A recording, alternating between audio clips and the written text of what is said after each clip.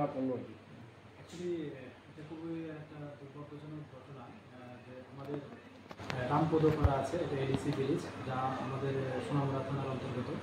Actually দুপুরবেলা আমাদের কাছে একটা খবর আসে যে একটা বাচ্চা উনি মারা গেছে এবং এটা নিয়ে ওইখানে খুব চলছে, খুব হইচই চলছে। তারপর আমরা যথারীতি ইমিডিয়েট আমরা স্পটে যাই এবং গিয়ে দেখলাম যে হ্যাঁ, রামপদপাড়া এডিসি ভিলেজে যিনি অমিত দেববর্মা, ওনার বাড়িতে গেলাম এবং গিয়ে দেখলাম যে একটা মৃত বাচ্চা বিছানার উপরেই। আচ্ছা, বয়স কত হবে? বয়স ওনাদেরকে জিজ্ঞেস করলে বললো যে 5 মাস আর কি, 5 মাস।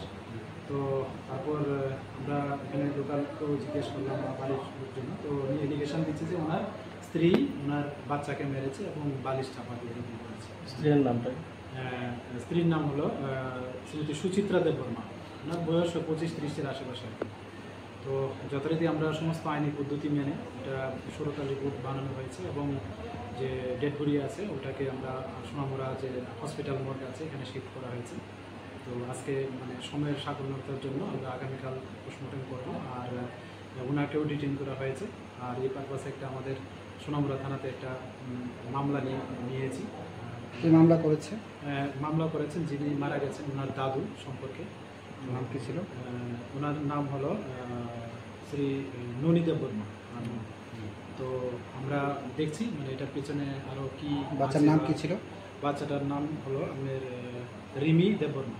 কি রিজন কি থাকতে পারে আপনার? রিজন তো আমরা আপাতত একটা কেস নিয়েছি, তো আমরা প্রকৃত মানে সত্য বের করার চেষ্টা করছি এবং করবো। তো প্রিলিমিনারি যা বোঝা যাচ্ছে এটা সম্ভবত কোনো অবৈধ কোনো যে যার এগেনস্ট এলিগেশন উনি সম্ভবত কারোর সঙ্গে হয়তো কোনো অবৈধ ইলিসিট রিলেশন ছিল, এটার পরিপ্রেক্ষিতে আমরা যা প্রিলিমিনারি এখন যা পাচ্ছি আর কি। তো যাই হোক, আমরা মামলা নিয়েছি এবং তদন্ত করছি, দেখি এটার পিছনে কী আসছে এবং অবশ্যই আপনাদের জানানো হবে। এর মধ্যে কাউকে কি ডিটেইন করা হয়েছে? যে মহিলা আছে যার এগেনস্ট এলিগেশন আমরা ডিটেইন করেছি এবং ইন্টারোগেশন চলছে এখন, দেখা যাক। যার ঘটনার সাথে কি আরও কেউ জড়িত থাকতে পারে? জড়িত দেখি, যেহেতু এটার মধ্যে একটা ইলিগেশন আসছে যে ওই মহিলার সঙ্গে ইলিগেশন ছিল কেউ বা কারা, তো আমরা দেখছি এটা যদি অবশ্যই এটার সঙ্গে কোনো যুক্ত থাকে আমরা অবশ্যই তাকেও আইনের আওতায় আনবো। স্বামী ওই সময় কোথায় ছিল, কোনো খবর পেলেন? এটা যতটুকু জানলাম মানে আজকে সকাল ভোর 5টার সময় উনি যে দৈনন্দিন যে রাবার বাগানে যান কাজ করার জন্য, তো আজকেও গিয়েছে ঠিক। তো ওই যাওয়ার পরেই সম্ভবত এই ঘটনা ঘটছে, এখন পর্যন্ত আমরা বুঝতে পারলাম।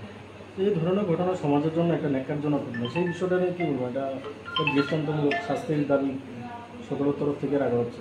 এটা সমাজের জন্য একটা বড় ধরনের একটা কলঙ্ক। এই বিষয়টা নিয়ে কী বলবো? দেখুন, এটা প্রথম কথা হলো এটা খুবই ন্যাক্কারজনক ঘটনা, আর এরকম ধরনের যে কোনো ঘটনাই ন্যাক্কারজনক। তো জিনিসটা আসলে মানে খুব বেদনাদায়ক এবং দুঃখজনক।